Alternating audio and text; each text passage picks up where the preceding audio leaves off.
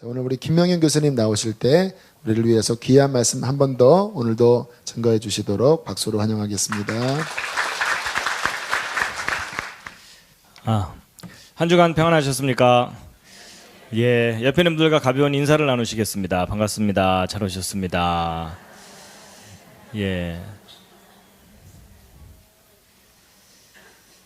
예, 잠깐 기도드리고 시작하겠습니다. 하나님, 저희들에게 하나님을 배울 수 있게 해주셔서 감사드립니다. 하나님이 하신 일 성경에 잘 기록되어 있어서 저희들이 읽고 깨닫고 믿습니다. 오늘 이 시간에도 하나님의 진리를 깨닫는 시간 되게 해 주시옵시고 저희들이 잘 분별하는 사람들 되게 해 주시옵소서. 성령께서 함께 해주심을 원하오며 예수님의 이름으로 기도드렸습니다. 아멘. 예, 오늘 참석하신 모든 분들을 다시 한번 환영합니다. 환영의 뜻으로 오늘도 꽃을 준비했습니다. 곱죠? 예, 무슨 꽃인지 혹시 아십니까?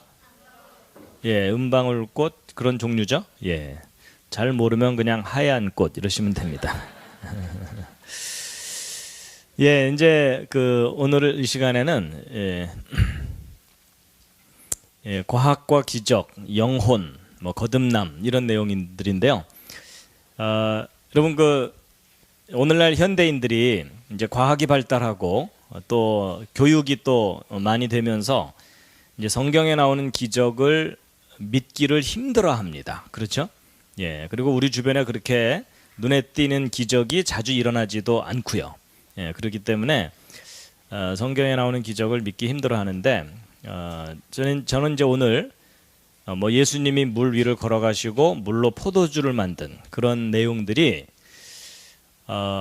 과학자들도 믿을 수 있는 방법이 있습니다. 예, 과학이라는 걸 정확하게 잘 알면 기적도 증명은 못합니다. 제가 지금 오늘 여러분 앞에서 물 위를 걸어가는 걸 보여드리지는 못합니다.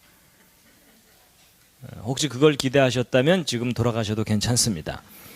그렇지만 예수님이 물 위를 걸으신 사건을 어떻게 믿을 수 있는지를 과학적으로 설명을 해드릴 수가 있습니다. 그래서 이제 과학에 대해서 기적에 대해서도 이제 설명을 해드릴 거고요. 그리고 이제 오늘 시간이 아마 되면은 영혼에 대해서도 설명을 좀 드리려고 하거든요. 여러분, 사람은 몸뿐만 아니라 영혼이 있다고 하잖아요. 오늘 여기 오신 여러분들도 다 영과 혼이 있으시죠? 네, 옆에 있는 분 한번 살짝 보시겠습니다. 영혼이 보이십니까? 여러분, 영과 혼은 눈으로 볼 수 있는 대상은 아니에요. 그렇지만 도대체 영이 무엇이고 혼이 무엇인지를 제가 오늘 과학적인 원리로 설명을 해드릴 거고요.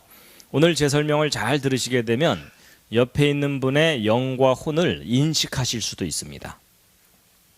좀 이상하게 들릴지 모르지만 가능합니다. 그래서 이제 그런 내용들을 소개해 드릴 텐데요. 제가 이제 오늘 기적, 영혼 이런 문제들을 과학적으로 설명을 드릴 거거든요.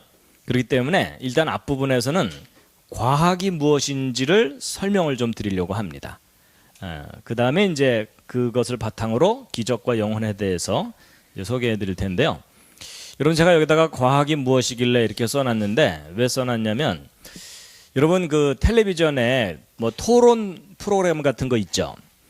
거기에 어떤 주제를 놓고 아주 유명한 과학자와 아주 유명한 성직자, 예를 들면 목사님이 나와서 토론을 하면 일반 시청자들이 누구의 말을 더 믿을까요?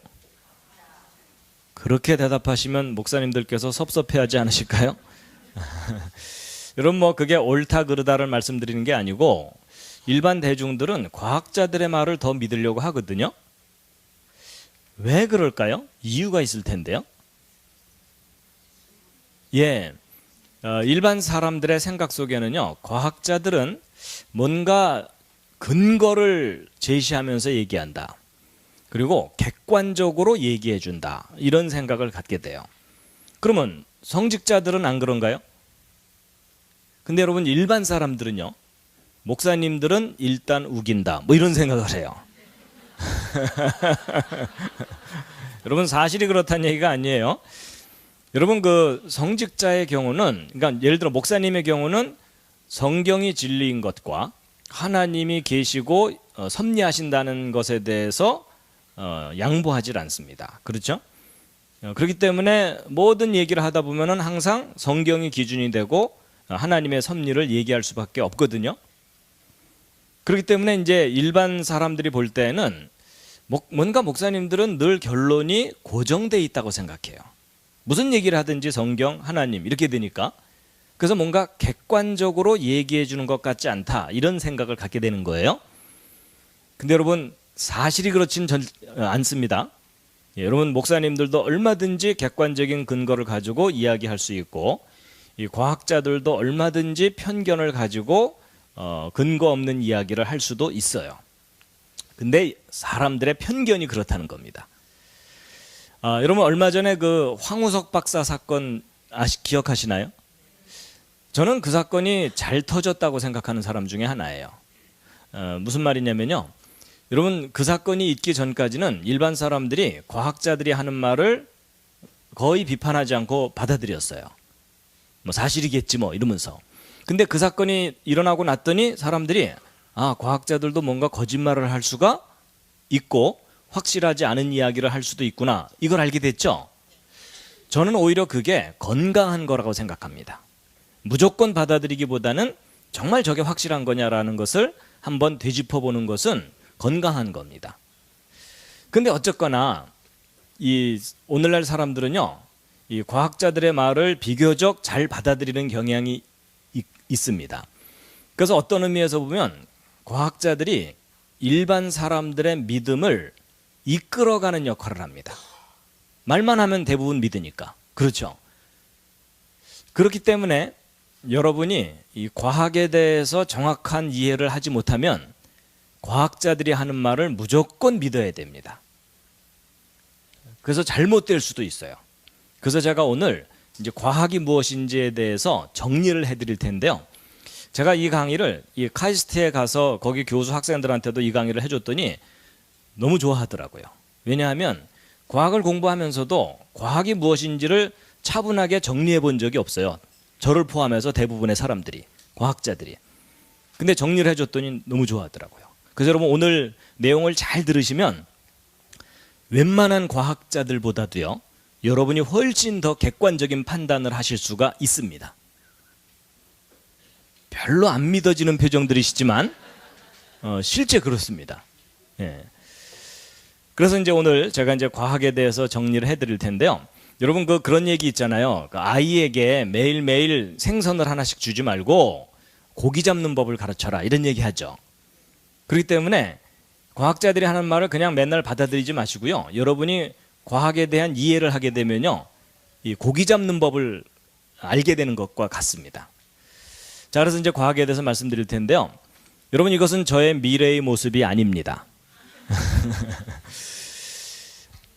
여러분 지금 학교에서는 진화를 가르치고 성경에서는 창조됐다고 하잖아요. 여러분 둘 중에 어느 쪽을 믿으시나요? 예, 분위기상 창조를 믿어야 돼요. 근데 여러분 어느 것을 믿느냐보다 더 중요한 것은 어느 쪽이 사실이냐. 근데 어느 쪽이 사실이냐를 이야기할 때 보통 과학적 합리성이라는 걸 따집니다. 좀 쉽게 얘기하면 앞뒤가 맞는 이야기냐, 이거예요. 근데 이제 현실은 이렇습니다. 지금 현재 교육계든 과학계든 진화론만 인정하는 분위기입니다. 맞죠? 예, 이런 와중에 성경에 기록된 창조가 더 과학적이다, 이렇게 주장하는 과학자는 사이비 과학자 취급을 받습니다. 그렇죠? 근데 여러분은 지금 안타깝게도 몇 주째 계속 누구한테 강의를 들으시는 겁니까? 예, 소위 그 사이비 과학자에게 강의를 들으시는 거예요. 여러분 제가 비교적 말을 잘하는 편이죠. 그리고 여러분은 지금 혼수 상태죠. 그래서 여러분 제가요, 얼마든지 여러분을 말로 속일 수가 있어요. 논리적으로도. 약간만 트릭을 쓰면요, 사람 속이는 일은 너무 쉽습니다. 그렇기 때문에 여러분이 제가 이상한 말 하지 않는지 집중해서 잘 들으셔야 됩니다.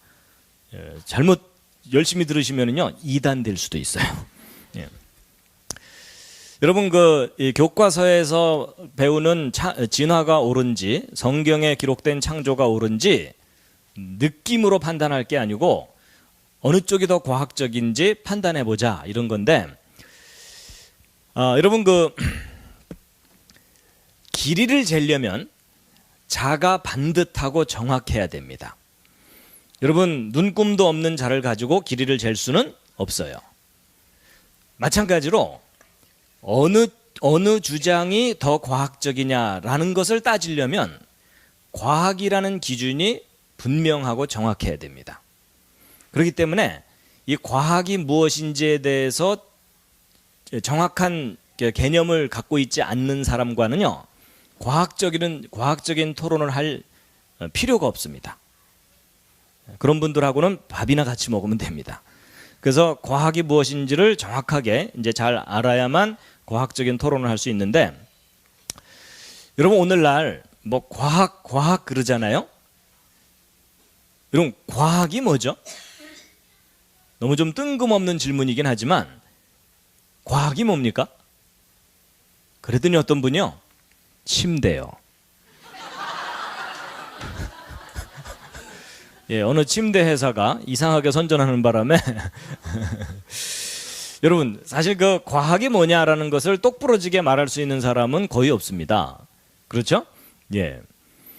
그러면 과학이라는 것을 설명하기는 좀 어렵다 치고 아주 쉬운 거, 예를 들어 사과. 여러분 사과 다 아시죠? 과학은 잘 모르지만 사과는 아시죠? 그럼 여러분 사과는 뭔가요? 과일. 그러면 배는 뭐예요? 과일. 그럼 둘이 똑같은 거예요? 아니죠. 여러분 사과하고 배는 분명히 서로 다른 거죠.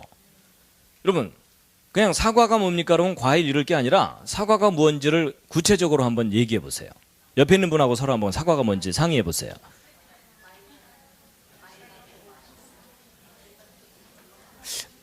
예. 여러분 보세요. 과학이 뭔지는 설명하기 힘들어도 우리가 너무나 잘 알고 있는 사과가 뭔지를 설명하는 건 쉬울 것 같죠? 근데 여러분 저거 어렵습니다. 그렇죠? 여러분 왜 사과가 뭔지를 똑부러지게 설명하기가 어렵냐면, 여러분 사람이요 어떤 사물이나 개념을 인식할 때 종합적 인식이 있고 분석적 인식이 있거든요. 동양 사람들은 어느 쪽이 강할까요? 예, 아무래도 종합적 인식이 강해요. 전체를 한꺼번에 파악하는 거예요. 서양 사람들은 분석적 인식을 합니다. 그래서 여러분 예를 들어 사과가 뭐냐 이렇게 물어보잖아요. 그럼 동양 사람들은요, 옛날에 사과 훔쳐먹다가 들켜서 혼난 것까지 다 떠올리느라고 사과가 뭔지 설명을 못해요. 그래서 사과가 뭐냐 물어보면요, 너도 알잖아 이러고 끝나요. 그런데 이 서양 사람들은요, 사과가 뭐냐 그러면은 둥글고 빨갛고 맛이 시고 뭐 어쩌고 저쩌고 사과에 대해서 조목조목 얘기를 하는 것을 들으면 들을수록 사과가 구체적으로 떠올라요. 그렇죠? 그래서 여러분 이 서양 사람들이 이 분석적 인식을 체계적으로 잘 발전시켜 갖고 우리보다도 과학을 더 체계적으로 앞서서 발전시켰거든요. 제가 이런 말씀을 드리는 이유가 뭐냐면, 과학이 뭐냐라는 걸 이해할 때도 똑같은 방법이에요. 여러분 과학은 도대체 누가 연구하는 거죠? 예, 과학자가 하기도 하지만요, 여러분도 얼마든지 연구할 수 있어요. 요즘 우리 집 개가 논문 쓰느라고 바빠 이러진 않잖아요. 그렇죠? 그래서 이제 우리 인간이 과학을 연구하는 건데, 근데 여기 조건이 있어요. 제정신을 가진 인간이에요. 아침 저녁 횡설수설하는 사람은 체계적인 연구를 할 수가 없어요. 그 다음에 무엇을 대상으로 하는 거냐? 우주예요. 근데 여기 조건이 붙어요. 현재의 물리적 우주예요. 이게 무슨 말이냐면요, 과학자들은 과거나 미래를 직접 볼 수가 없어요. 그렇죠? 항상 현재만을 보면서 연구하고 있는 거예요. 그 다음에 비물리적인 영역은 과학이 측정을 못해요. 예를 들면 사람의 마음 같은 거예요. 여러분 다 마음이 있으시죠? 근데 어떤 사람이 마음이 무겁다 그래서 과학자들이 무게를 재주진 않아요. 당신 마음이 요즘 2톤입니다 이런 얘기는 안 해요. 그렇죠? 그래서 과학이 못하는 것들은, 비물리적인 영역은 과학이 제대로 다루지를 못합니다. 근데 이제 이 인간이 현재의 물리적 우주를 어떻게 한다는 거냐? 잘 이해하고 잘 다스리는 거예요. 사실 이 속에 대부분이 포함돼요. 근데 이건 좀 막연한 얘기고, 잘 이해하고 다스리는 체계적인 방법이 과학적인 연구 방법이에요. 그래서 이 과학적인 연구 방법으로 훈련받은 사람들을 뭐라 그래요? 과학자. 음악으로 훈련받은 사람은 음악가인 거예요. 그렇기 때문에 과학이 무엇인지를 알려면 이 과학적 연구 방법을 알아야 돼요. 근데 이 과학적 연구 방법은요, 4단계입니다. 첫 번째가 관찰이에요. 하여튼 과학자들은 뭔가 관찰하는 것부터 시작합니다. 그래서 어떤 사물이나 현상을 관찰하고 질서와 조화를 관찰을 하는데, 두 번째 단계가 뭐냐면요, 생각을 하는 거예요. 자, 이렇게만 얘기하면 너무 좀 막연하니까 제가 여러분의 이해를 돕기 위해서 최선을 다해서 그린 작품이 있어요. 첫 번째 작품입니다. 제 나름대로 최선을 다해서 그린 거예요. 여러분, 제가 무슨 법칙을 설명하려는 거겠어요? 예, 만유인력의 법칙이라고 알아들으신 걸로 보아서 제가 그림을 꽤 잘 그린 것 같아요. 여러분, 그 사과나무에서 사과가 떨어지는 걸 보고 뉴턴이 만유인력의 법칙을 발견했다, 뭐 이런 얘기가 퍼져 있죠. 여러분, 요걸 보시면서 이제 대답해 보세요. 과학적 연구 방법의 첫 번째 단계가 뭐라고요? 관찰입니다. 그래서 여러분, 이거 떨어지는 걸 관찰을 했어요. 두 번째 단계가 뭐라 그랬죠? 생각이라 그랬죠. 근데 여러분, 이 두 번째 단계인 생각이 참 중요합니다. 여러분, 보통 사람들은 이거 떨어지는 걸 보면 무슨 생각할까요? 예, 먼저 가서 주워 먹어야지. 이런 생각이 강하게 드시는 분들은 가능한 한 과학계로 오지 마시기 바랍니다. 괜히 와서 속 썩이지 마시고 딴 데 가서 열심히 살아주세요. 하나라도 내다 팔아야 되겠다, 장사하시면 됩니다. 노래가 나온다, 음악하시면 돼요. 근데 여러분, 과학자들은 이거 떨어지는 걸 보면 무슨 생각을 하는 걸까요? 왜 떨어질까? 바로 그거예요. 여러분, 이 왜라는 걸 생각하는 이유가 뭐냐면 인과율이라는 걸 믿고 있기 때문에 그래요. 인과율이 뭐냐면 어떤 결과에는 반드시 뭐가 있다? 원인이 있다는 거예요. 여러분, 제가 지금 강의 시작하자마자 주무시는 분 원인이 있어요. 예? 오늘 하루 종일 너무 피곤했거나, 아니면 저녁을 너무 많이 먹었거나, 아니면 글자만 나오면 기절을 하거나. 그래가지고 여러분, 어떤 결과에는 반드시 원인이 있기 때문에 그 원인과 결과를 명확하게 밝혀내는 것, 요게 과학이 하는 일입니다. 그래서 여러분, 과학이라는 말의 가장 핵심적인 단어가 저 인과율입니다. 그래가지고 바로 이 원인과 결과를 밝혀내기 위해서 뭐 실험도 하고 자료도 수집하고 연구하고 밤도 새고 이러면서 이제 뭔가를 알아내거든요. 근데 이제 과학자들이 뭔가를 하나 좀 알아내고 나면 이제 세 번째 단계가 뭐냐면 표현입니다. 근데 이 표현이 또 중요해요. 여러분, 어떤 과학자가 평생 연구했는데 한마디도 안 하고 죽었다. 그럼 그 사람이 뭘 연구했는지 어떻게 알겠어요? 그렇죠? 그래서 이제 과학자들은 자기들이 연구한 결과를 표현을 하는데, 근데 이제 보세요. 과학자들이 발표한 내용을 분석을 해보면 결국 둘 중에 하나입니다. 뭐냐? 법칙 아니면 이론이에요. 자, 여러분 평소에 뭐 법칙이 뭔지 이론이 뭔지 별로 구별 안 하셨을 텐데요. 이 시간에는 잠깐 저 둘을 좀 구별할 텐데요. 여러분, 예전에 학교에서 배울 때 뭐 과학의 무슨 법칙 이런 거 배운 거 기억나는 거 있으시죠?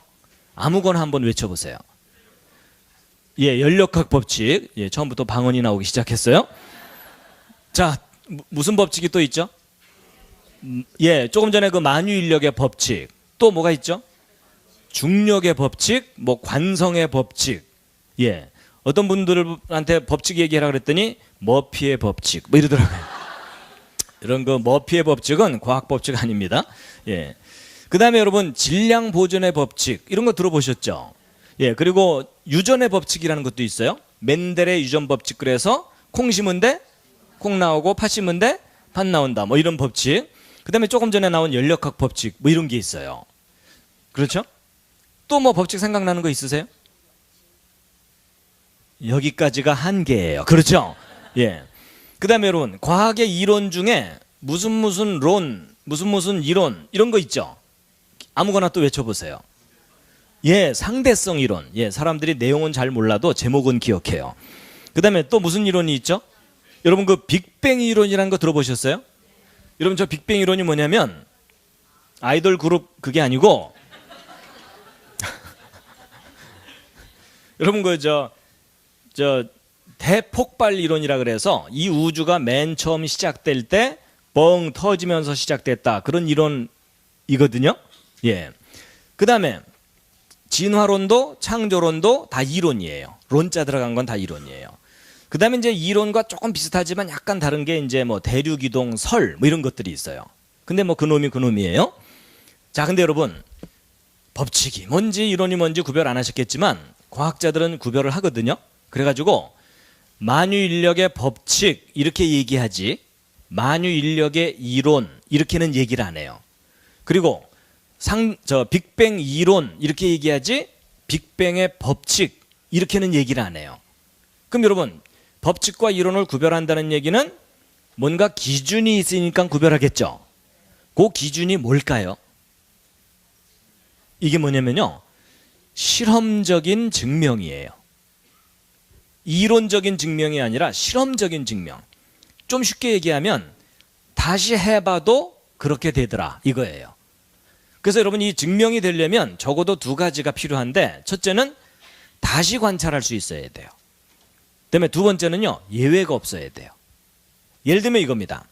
여러분 제가 이 리모컨을 놓으면 떨어지고 이거 하루 종일 놓으면 이거 하루 종일 떨어져요. 그렇죠? 여러분 제가 이걸 하루 종일 놓으면 얘가 미안해서라도 한 번은 옆으로 가줘야 되잖아요. 그렇죠? 근데 여러분 얘는요 하루 종일 놔도 하루 종일 떨어져요. 여러분 이게 뭐냐면 항상 다시 관찰되고 예외가 없죠.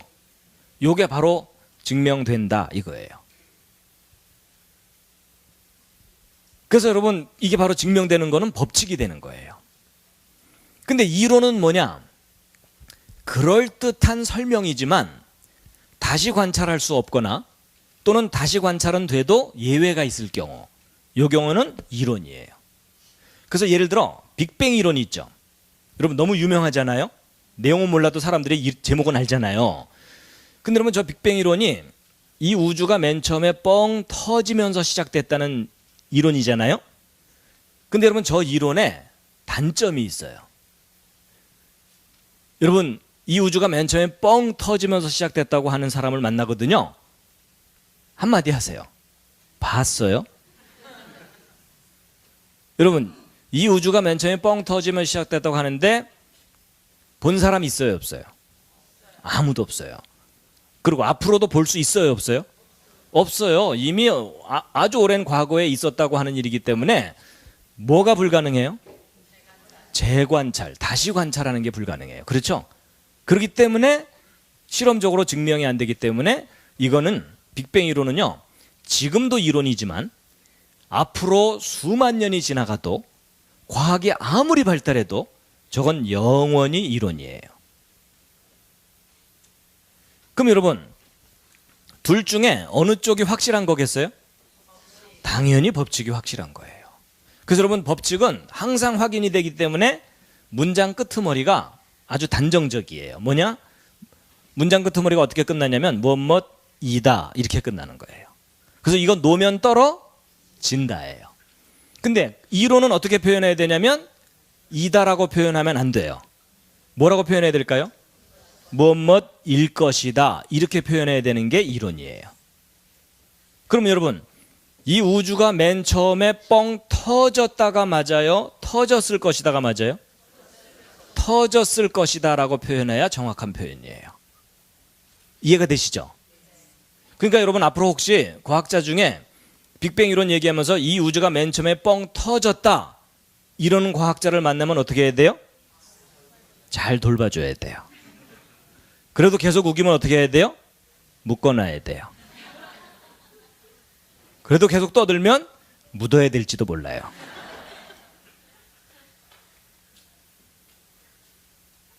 그래서 여러분 법칙에 근거해서 이론을 평가하는 건 맞지만 이론에 근거해서 법칙을 평가하는 것은 잘못된 거예요. 왜냐하면 확실한 것에 근거해서 확실하지 않은 걸 평가해야 되잖아요. 이해가 되시죠? 여러분, 제가 지금 과학 얘기를 열심히 하는 것 같지만요, 사실은 이게 지금 성경 얘기라는 거 혹시 아세요? 여러분, 저게요, 에덴 동산 이야기예요. 여러분, 이 법칙과 이론을 구별 못하는 바람에 여러분과 제가 지금 심히 고생하고 있는 거 아세요? 여러분, 저게 선악을 알게 하는 나무 얘기하고 같은 얘기예요. 여러분, 하나님께서는 선악을 알게 하는 나무의 열매를 먹지 말라. 먹으면 어떻게 된다고요? 정령 죽으리라. 이거 무슨 말이냐면 반드시 죽는다. 예외가 없다죠. 여러분, 하나님은 법칙으로 얘기하셨어요? 이론으로 얘기하셨어요?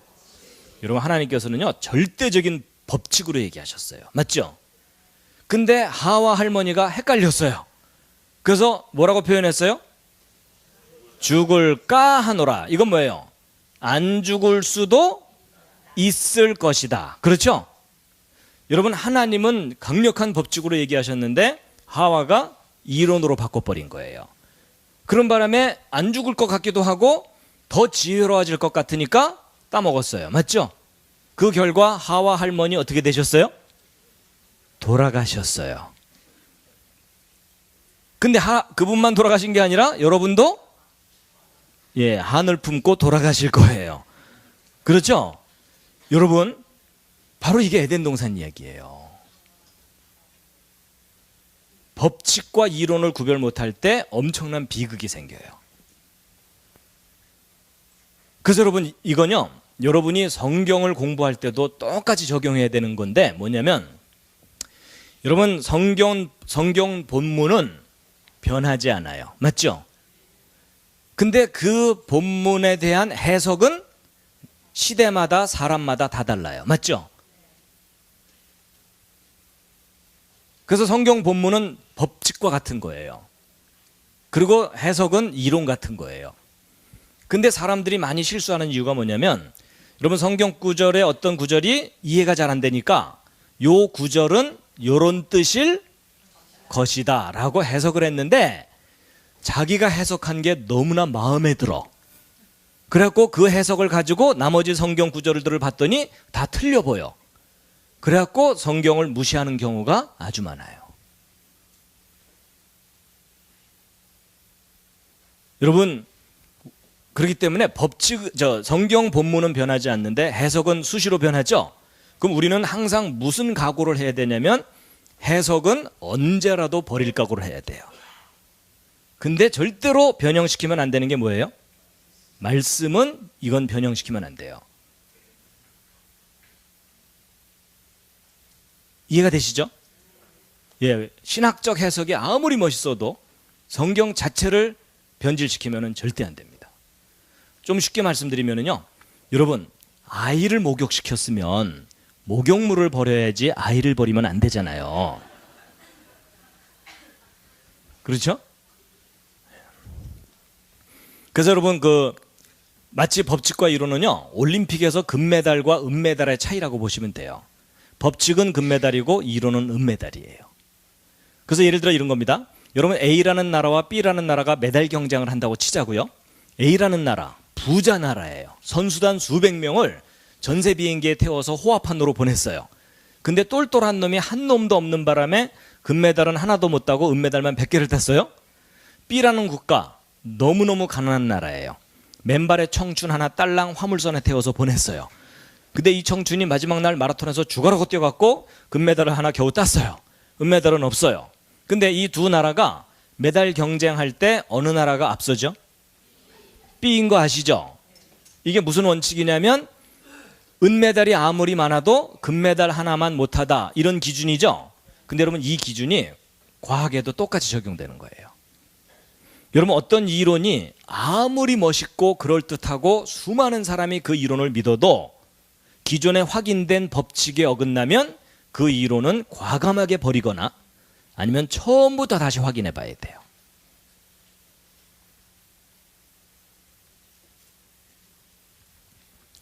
여러분요, 이 이다와 일 것이다만 정확하게 구별하려고 애를 써도요, 웬만한 어리버리한 과학자보다 10배는 낫습니다. 이해가 되셨죠? 예, 그래서 여러분 앞으로 이다냐 일 것이다냐를 구별하지 못하면 큰 문제가 생겨요. 자, 그래갖고 이제 이런 이론과 법칙을 응용하는 단계가 네 번째 단계예요. 근데 여러분, 일반 사람들은요, 이론이 뭔지 법칙이 뭔지 관심 없어요. 그렇죠? 예, 휴대폰이나 빨리 새 거 만들어내라 이러면서 살고 있어요. 예. 자, 그래가지고 여러분, 제가 과학이 뭔지를 설명드렸는데, 자, 그래서 과학이 뭐죠?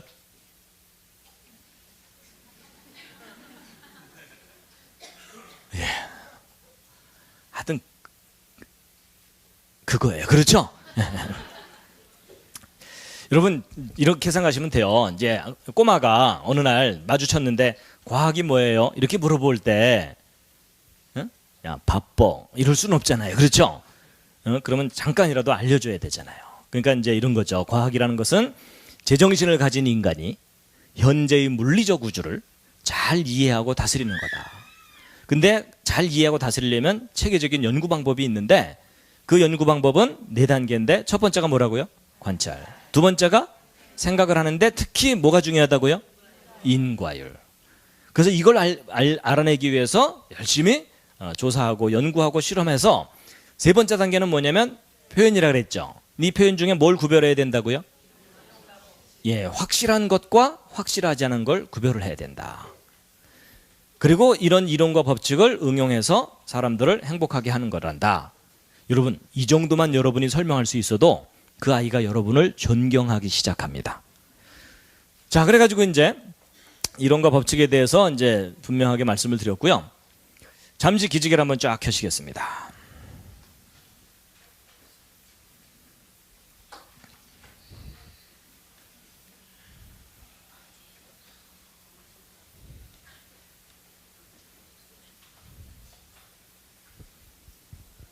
아예 몸 좀 푸시겠습니다. 지금 너무 집중해서 들으시느라고, 예, 좌양좌 하셔서 옆에 있는 분 안마를 토닥토닥 해드리도록 하겠습니다.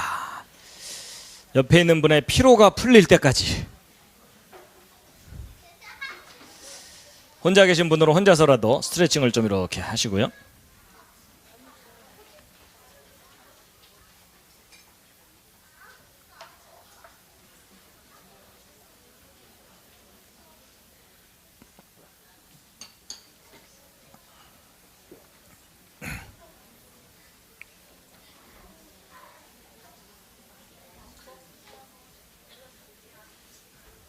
예, 반대로도 하고 계시죠?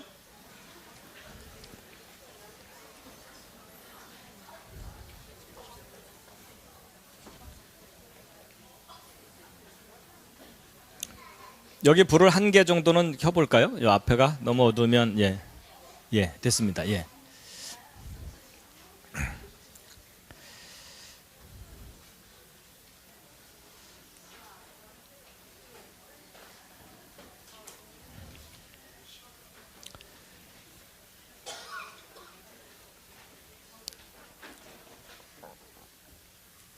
자, 좀 이따 또 쉬는 시간을 잠깐, 가장자리 켜주셔도 괜찮을 것 같아요. 뭐 이 정도 이것도 괜찮을 것 같아요. 화면이 잘 보이니까. 자, 여러분, 약간 좀 지루한 듯하지만 왜 과학이라는 것에 대해서 제가 좀 정리를 좀 해드렸냐면요. 여러분, 이런 겁니다. 이제 평소에 그냥 아무 생각 없이 집안에서 일주일 동안, 한 달 동안 살면요, 거의 돼지우리가 됩니다. 그렇죠? 그러다가 이제 목사님이 신방 오신다. 그러면 대청소를 해야 돼요. 그렇죠? 예, 그래갖고 이제 쓸고 닦고 막 정리하고 이러다 보면 뭔가를 좀 정리를 하고 나면 화장지가 모자라는지 남는지 확인이 되기 시작해요. 그렇죠? 마치 그거예요. 과학이 무엇인지를 이렇게 좀 정리를 하잖아요. 그렇게 되면은 그렇게도 모든 것을 다 가능하게 해줄 것 같은 과학이 해결하지 못하는 엄연한 한계들이 있어요. 근데 이 과학의 한계를 모를 때 사람들이 미신, 맹신, 불신 이런 것들이 커져요. 자, 여러분, 이 과학적 연구의 한계는요, 이 과학적 연구 방법을 들여다보면 금방 알아낼 수 있어요. 여러분, 과학적 연구의 첫 단계가 뭐라고요? 관찰이라 그랬죠. 여러분, 저걸 거꾸로 얘기하면 관찰할 수 없는 것은 과학이 제대로 다루지를 못하는 거예요. 그래서 여러분 과학자들은요 시간, 공간, 물질이라는 이런 물리적인 영역은 탁월해요. 그래서 과학자들은요 1억 분의 1초, 1조 분의 1g 이런 걸 측정해요. 할 일 없는 과학자들이. 근데 그렇게 탁월한 능력을 가진 과학자들이 측정 못하는 게 아까 말씀드린 마음 같은 거예요. 여러분 어떤 사람이 마음이 넓다고 평수를 재주지는 못해요. 그렇죠? 근데 마음이라는 건 굉장히 중요한 영역이에요. 자, 오늘 여기 오신 여러분은 다 마음이 있으십니까? 있는 것 같은 느낌은 드시죠? 마음이 있으시다면 여러분의 마음이 여러분 몸 안에 있어요? 몸 바깥에 있어요? 아무래도 자기 마음이니까 자기 몸 안에 있는 것 같은 느낌이 드시죠? 그럼 여러분의 몸은 그다지 큰 몸도 아니니까 각자 자기 마음이 있는 곳을 가리켜 보세요. 여러분의 마음은 여러분의 몸 중에 어디쯤 있어요? 지금 뭐 여기 마음 있지? 마음 있지? 어디? 아니 가슴 대충 그렇게 얘기하지 말고 심장 옆에 몇 센치? 혹시 마음이 없는데 있다고 우기는 건 아니지? 여러분 사실은요 제 질문이 틀린 질문입니다. 여러분 마음은 공간의 어느 위치에 있는 게 아니에요. 마음과 공간은 서로 다른 영역이에요. 제 질문이 사실은 틀린 거예요. 제가 어디 가서 마음이 없으신 분 이랬더니요 어떤 분이 손을 들더라고요. 마음이 없대요. 그래서 이상해갖고 왜 그러시냐고 물어봤더니 어떤 매력적인 사람한테 마음을 뺏겼대요.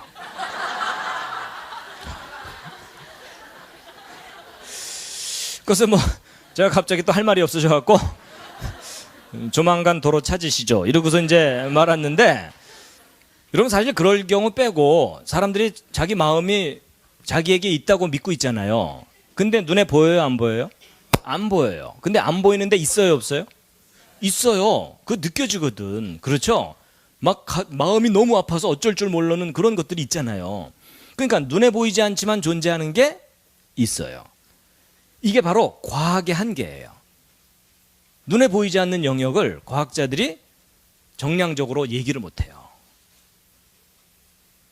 여러분 이게 뭘 알려주냐면 비슷한 게 그거예요. 여러분 사람들에게 하나님의 존재를 믿으라고 그러면 사람들의 1차적인 반응이 뭐냐면 보여야 믿지 이래요. 여러분 그거 어리석은 생각이에요. 그 사람은 모두 보이는 것만 존재한다고 인정한다는 거잖아요. 그렇죠?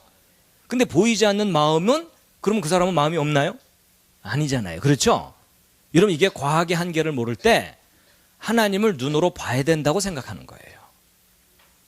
눈에 보이지 않는 대상은 다른 방법으로 인식해야 되는데 제가 조금 이따가 옆에 있는 분의 마음을 읽는 방법을 가르쳐 드릴게요. 기대가 되십니까? 여러분 가능해요. 원리를 알면 쉬워요. 근데 기대가 되면서도 약간 두려울지도 몰라요.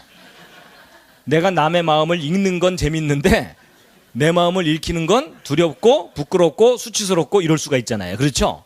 그렇지만 제가 원리는 가르쳐 드릴 거예요. 예. 그다음에 그래서 여러분 마음은요 심리학이라는 영역에서 따로 다루는 거예요. 그다음에 정신이나 영혼은 서로 좀 비슷하지만 약간 다른 개념이죠. 그래서 이런 것들도 우리가 조금은 체계적으로 이해를 할 필요가 있어요. 근데 이건 좀 이따 이제 말씀드리기로 하고, 그다음에 이제 한 가지, 여러분 이 과학이라는 것하고 과학주의라는 것은 잘 구별하셔야 됩니다. 여러분 이 기독교인들이 이 둘을 잘 구별을 못하는 바람에 너무너무 큰 손해를 보고 있어요. 여러분 제가 이렇게 성경을 과학적으로 이렇게 설명을 하고 이렇게 다니다 보니까요 부정적인 견해를 가진 사람들을 만나요. 그게 뭐냐면 그냥 무조건 믿어야지 왜 따지고 믿으려 그러냐고, 그건 불신앙이라고 그런 얘기를 들어요. 근데 여러분 잠깐 생각을 해보세요. 여러분 하나님이 안 계시다면 더 이상 할 얘기가 없지만 정말 하나님이 계셔서 이 모든 걸 만드신 게 맞다면 이 우주의 원리와 법칙과 질서는 누가 정해두셨죠? 하나님이 정해두셨어요. 그렇죠? 근데 이 원리와 법칙과 질서를 발견하는 학문이 뭐예요? 그게 과학이에요. 그럼 과학은 하나님이 하신 일을 드러내는 일이에요. 그게 뭐냐면 하나님의 영광을 드러내는 일이에요. 오 하나님 이런 원리를 두셨군요. 이런 법칙들을 두셨군요. 하는 거예요. 맞죠? 그러니까 이런 과학은 하나님을 더 잘 알도록 도와주는 도구예요. 근데 문제는 과학이 문제가 아니라 과학주의가 문제예요.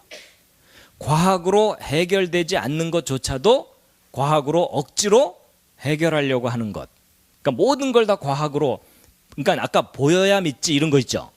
하나님조차도 눈에 보여야만 된다고 우기는 그런 것이 과학주의예요. 그러니까 여러분이 둘 중에 버려야 된다면 어느 쪽을 버려야 되겠어요? 예, 과학주의를 경계해야 되지 과학을 버리면 안 돼요. 여러분 기독교가 과학적 연구를 무시하거나 소홀히 하는 바람에요. 지금 여러분 일반 사람들한테 기독교 그러면 과학적인 종교라고 인식하고 있어요? 미신 같은 종교라고 인식되고 있어요? 예, 뭔가 미신 같은 종교라고 인식되고 있어요. 그래서 마음이 약하니까 신을 찾는 거지 뭐 이런 생각으로 하고 있는 거예요. 그러니까 여러분 근거 없는 진화론이 과학이라는 자리를 차지하고 사람들을 왜곡되게 인도하고 있잖아요. 그래서 여러분 과학은요 하나님이 창조하신 여러 가지 영역 중에 한 영역이에요. 여기 자기 전공 없다고 너무 섭섭해하지 마시기 바랍니다. 칸이 모자라서 몇 개만 쓴 겁니다. 그래서 여러분 우리가 경계해야 되는 건 과학이 아니고요 과학주의를 경계해야 돼요. 자, 이건 참고로 잠깐 말씀드린 거고요.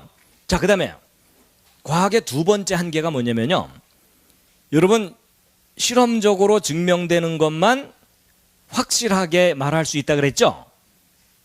쉽게 얘기하면 다시 관찰할 수 있어야만 확실하게 말할 수 있다 그랬죠.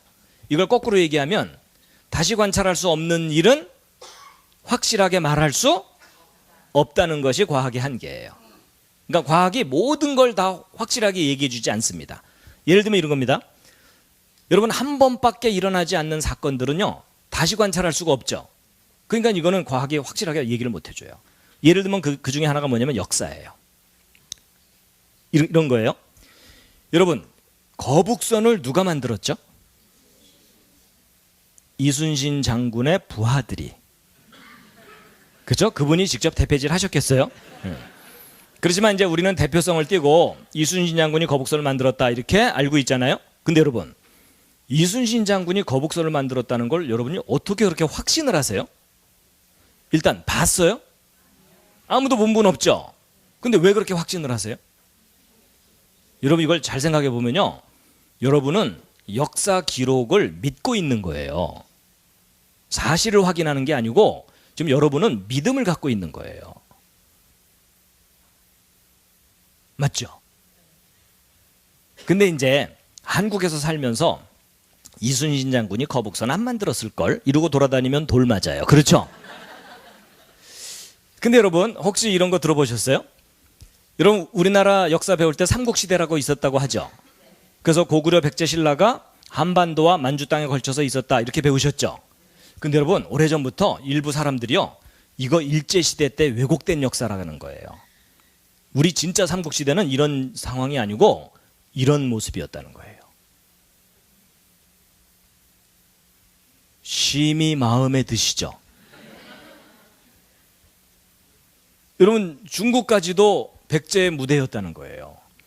근데 일제시대 때 저걸 다 축소시키고 왜곡시키는 바람에 이렇게 찌그러든 거다 이런 주장인데, 오른쪽 이야기 오늘 처음 들으시는 분들은 기분은 좋지만 황당하실 거예요. 그렇죠?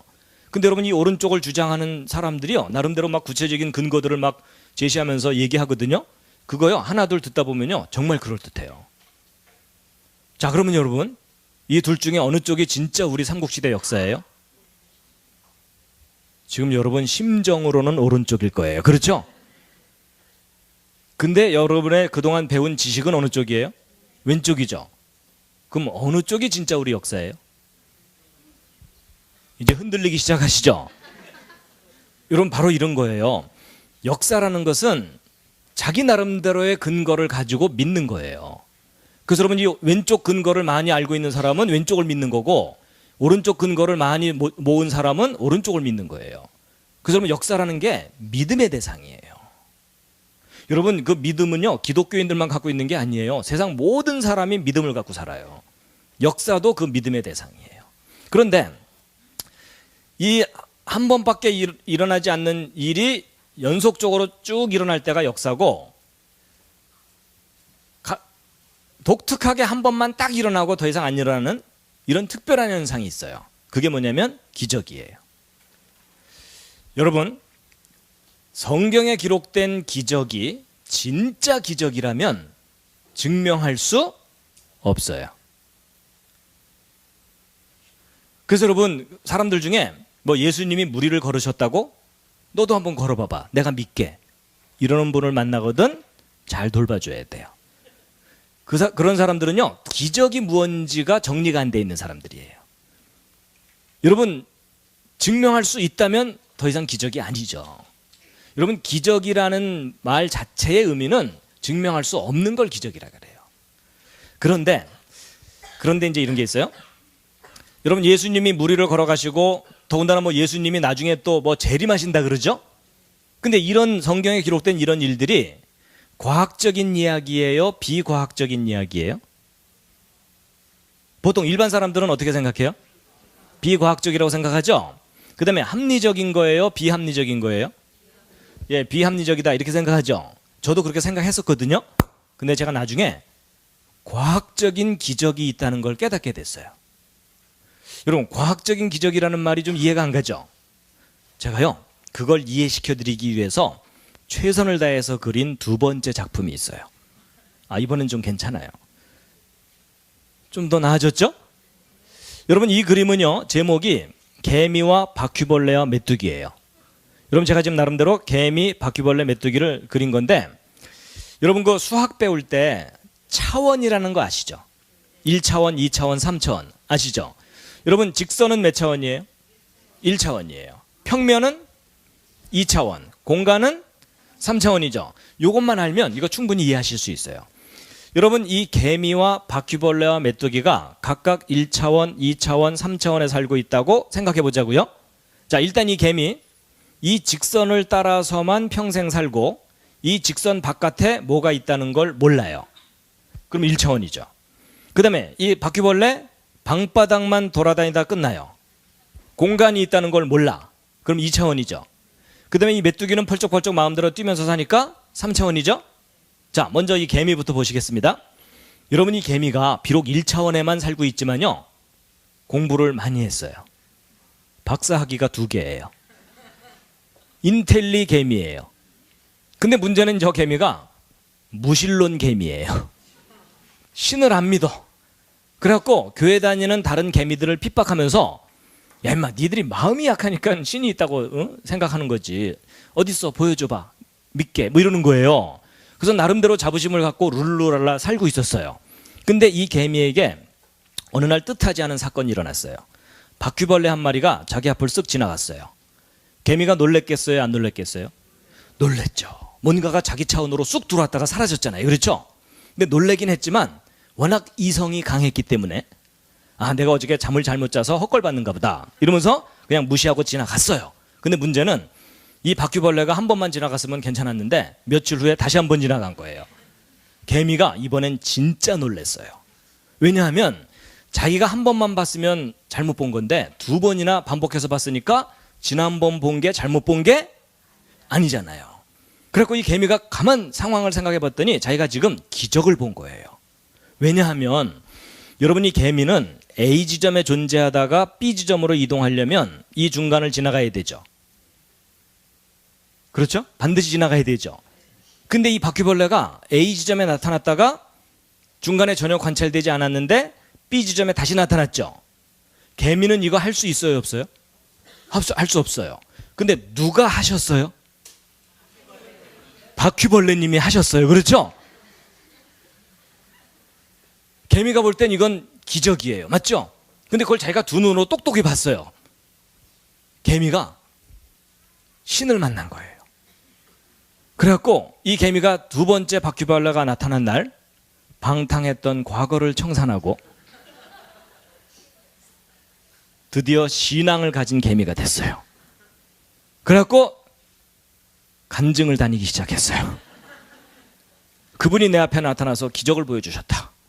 그래갖고 이 개미의 신앙이 점점 발전해서 무슨 신앙으로 발전했겠어요?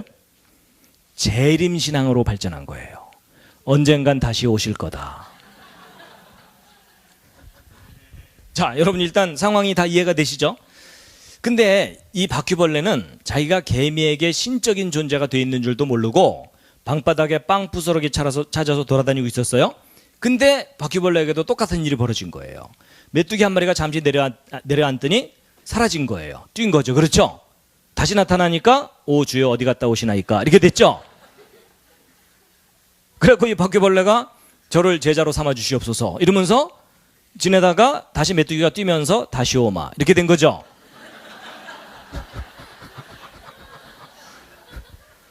그래서 이 바퀴벌레도 방탕했던 과거를 다 청산하고 신앙을 가진 바퀴벌레가 된 건데 그 신앙이 점점 발전해서 무슨 신앙으로 발전했다고요? 재림신앙으로 발전한 거예요. 자, 여러분 상황은 다 이해가 되셨죠? 이제 정리를 해드릴게요. 여러분 이 메뚜기가 볼 때 이 개미가 바퀴벌레를 신으로 모시고 살고 있는 걸 보면 웃겨요, 안 웃겨요? 웃겨요. 그렇죠? 근데 이 개미는 진지해요, 안 진지해요? 진지하다 못해 엄숙해요. 그렇죠? 그래서 그분의 이름을 함부로 부르지 말아라 이러면서 여러분 이 개미가 볼 때 이 모든 일은 다 기적이에요. 맞죠? 자기 과학으로 증명이 안 되고 합리적이지 않은 일이에요. 현실적이지 않은 일인 거예요. 근데 이 바퀴벌레가 볼 때는 이 모든 게 다 너무나 당연한 일이고 과학적인 일이고 합리적인 일이에요. 맞죠? 여러분 이게 무슨 뜻이냐면요. 아래 차원의 존재가 위를 보면요. 다 기적이에요. 근데 위에 있는 차원의 존재가 아래를 보잖아요. 다 상식이에요. 그렇죠? 아래 차원의 존재는 위를 경험할 수 없지만 위 차원의 존재는 아래를 다 경험해요. 바로 이거예요. 여러분과 제가 이 개미가 될 수가 있어요. 여러분과 저는 지금 몇 차원을 살고 있냐면 3차원을 살고 있어요. 그래서 공간상에서는요 얼마든지 휘젓고 살아요. 그래서 비행기 티켓 끊으면 미국도 왔다 갔다 하고 가끔 한 잔 들어가면 다 나와 이러고 살죠. 여기는 물론 그런 분이 없는 것 같아요. 근데 여러분 우리가 3차원 공간에서는 얼마든지 휘젓고 살지만 여러분과 제가 뛰어넘지 못하는 차원이 적어도 하나 이상 있어요. 그 중에 하나가 뭐냐면요. 시간이에요. 지금 여러분과 저는요. 같은 시간 속에서 같은 속도로 살아가고 있어요. 그래서 여러분 지난주에 여러분과 제가 만났잖아요. 근데 한 주 지났는데 지금 여기서 똑같이 만났죠. 여러분 이게 당연한 것 같지만요. 이게 어떻게 된 거냐면 여러분과 제가 지난 한 주간을요. 똑같은 속도로 살았기 때문에 그래요. 만약에 여러분이요. 자기가 좀 잘났다고 야 너 좀 뒤로 쳐져서 올래? 이러거나 자기가 좀 잘났다고 내가 좀 앞으로 가볼게. 이럴 수 있는 사람이 아무도 없어요. 맞죠? 그리고 여러분과 쟤는 지금 계속 같은 속도로 살아가고 있거든요. 근데 만약에 우리를 뛰어넘는 어떤 존재가 우리 과거에도 나타났었다가 한동안 안 보이다가 현재 짠하고 나타나서 그동안 잘 있었니? 그러다가 다시 오마 이러면서 마지막에 와서 정리할 수도 있죠. 근데 우리가 그걸 보면 그거 다 뭐예요? 기적이에요. 근데 이걸 왔다 갔다 하실 수 있는 봤을 때는요. 이 모든 게 다 뭐예요? 너무나 과학적이고 합리적이고 논리적인 이야기예요.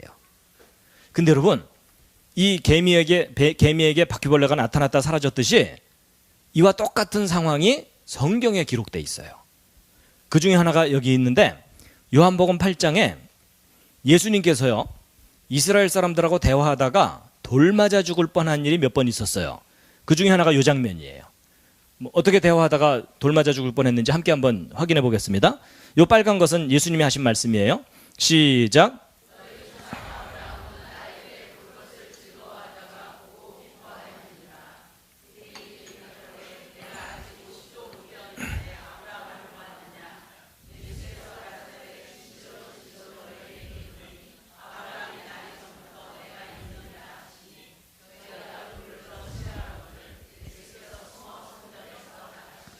여러분 지금부터 2000년 전에 오신 예수님께서요. 이스라엘 사람들의 조상인 아브라함은 그보다 또 2000년 전이거든요. 근데 예수님이 나타나더니 너희 조상 아브라함보다도 내가 먼저 있었다는 거예요. 그랬더니 그 주변에 있던 유대인들이요. 예수님을 돌로 쳐 죽이려고 그런 거예요. 근데 여러분, 아브라함보다 먼저 있었다는 말이 돌 맞아 죽을 정도로 심각한 말인가요? 별로 그런 느낌 안 드시죠? 여러분이 아직 그 의미를 이해를 못해서 그래요. 여러분, 만약에 여러분 옆에 앉은 분이 여러분에게 내가 니네 아빠 업어서 키웠다 이러면은 반쯤 죽여놔야 돼요. 그렇죠? 여러분, 이게 모욕하는 말이에요. 어떤 의미에서 보면. 여러분, 이스라엘 사람들에게 아브라함은요, 신은 아니지만 거의 신적인 존재처럼 존경받는 자기들의 뿌리예요. 그렇죠? 근데 새파랗게 젊은 예수가 딱 나타나더니 내가 아브라함보다 할아버지다. 그 얘기는 뭐예요? 아브라함부터 너희들 다 내 밑이다. 그 얘기죠? 여러분, 이거 어찌 보면 모욕하는 말이에요. 여러분, 제가 갑자기 여러분 무릎 꿇어 이러면은 화가 난다 이러실 거 아니에요. 그렇죠? 이런 그 얘기예요. 그러니까 저놈이 우리 조상부터 우리까지를 다 모욕하는구나 이러면서 예수님을 돌로 쳐 죽이려고 그랬던 거예요. 근데 예수님은 사실 그 얘기를 하신 게 아니고, 여러분, 예수님은 아브라함 정도가 아니라 인류의 조상인 아담을 창조하실 때부터 계셨던 분이에요. 맞죠? 그런데 우리 사람들의 죄를 해결하려고 잠시 사람의 모습으로 이 땅에 오셨던 분이었던 거예요. 그러니까 예수님이 틀린 말을 하신 게 아닌데, 그때 당시 그 사람들이 이 말을 알아들었어요? 못 알아들었어요? 못 알아들은 거예요. 그러니까 자기를 모욕하는 줄 알고 쳐 죽이려고 그랬던 거예요.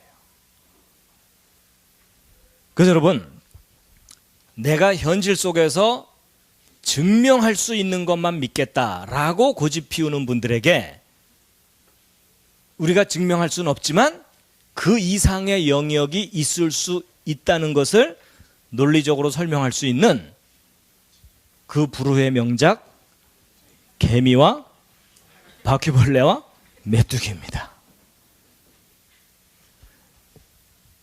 잘 활용하시기 바랍니다. 그래서 여러분, 저도요, 과학을 공부했지만 제가 경험하고 증명할 수 있는 그 이상의 세상이 있다는 걸 열어놓고 살고 있어요. 이런 걸 뭐라고 표현하냐면 열린 세계관을 갖고 살고 있다, 이렇게 얘기합니다. 근데 내가 경험하고 증명하는 것만 믿겠다라고 닫아놓고 사는 사람도 있거든요. 그걸 뭐라고 표현하냐면 닫힌 세계관을 갖고 살고 있다, 이렇게 얘기를 해요. 근데 여러분, 성경을 읽고 믿는 사람들은 어떤 세계관이 생기겠어요? 열린 세계관을 갖게 되는 거예요. 근데 어느 쪽이 옳다 그러다가 아니에요. 선택하시는 거예요.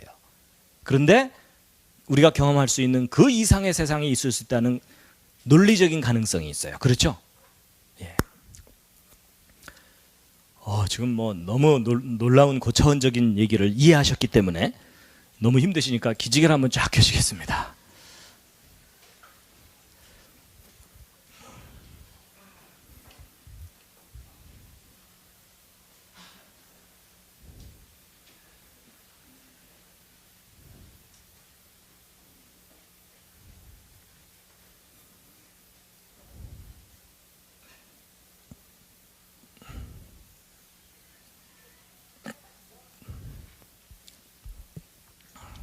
많이 피곤하시죠?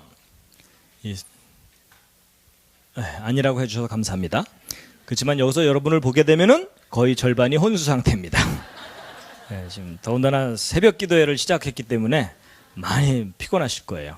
그러니까 졸다 깨다 들으시면 되겠습니다. 자, 여러분, 이제 그 예수님의 기적에 대해서 좀 구체적으로 좀 설명을 드리고 이해를 시켜드릴 텐데요. 여러분, 예수님의 그 행하신 기적이 너무 많아요. 그래서 일일이 설명할 수 없기 때문에 이제 세 가지만 예를 들어서 설명을 드릴 텐데, 요한복음 2장에 예수님이 행하신 첫 번째 기적이 나와요. 그렇죠? 쉽게 얘기하면 예수님이 메시아로서 데뷔를 하신 거예요. 그렇죠? 그래가지고 아시는 대로 그 결혼식 잔치에 포도주가 떨어지니까 물로 포도주를 만들어 주신 사건이에요. 그렇죠? 일단 여러분, 물로 포도주를 만드셨다 믿으십니까? 뭐 일단 믿으시는 수밖에 없죠. 그렇죠? 예. 근데 여러분, 이게 이제 갈릴리 가나에 예수님의 기적을 기념해서 세운 교회라고 해요. 예. 근데 여러분, 그 물로 포도주를 만들었다는 것을요, 문과분들은 믿기가 좀 쉬워요. 물이 좀 상해서 시큼해졌는가 보지 뭐 이러면 되니까. 근데 이과 공부한 분 중에 화학 공부한 분들은요, 이걸 믿기가 너무 힘들어요. 왜냐하면 여러분 막연하게 뭐 물이 좀 포도주로 변했겠지 뭐 이러면 될지 모르지만 화학적으로 따지면은요 물이 포도주가 됐다는 것은요 H2O가 C2H5OH로 변한 거예요. 여러분 없던 탄소 생겼죠. 수소 숫자 안 맞죠. 엉망이에요. 그렇죠? 여러분 학교 화학 선생님이 이런 일이 있을 수도 있단다 이렇게 계속 가르치면 쫓아내야 돼요. 그렇죠? 여러분 이건요 화학 반응의 기본 법칙에 어긋나요. 그렇죠? 왜냐면 왼쪽과 오른쪽은 항상 똑같아야 되거든요. 여러분 일반 사람들은 믿을 수 있지만 과학자들은 이거 믿으려면 과학자라는 타이틀을 내려놔야 돼요. 그렇죠? 근데 여러분 이거 약간 여담입니다만 제가 예수님의 저 첫 번째 기적 때문에 약간 헷갈렸어요. 왜 예수님께서 이 땅에 오셔서 제일 첫 번째 하신 사업이 양조 사업일까?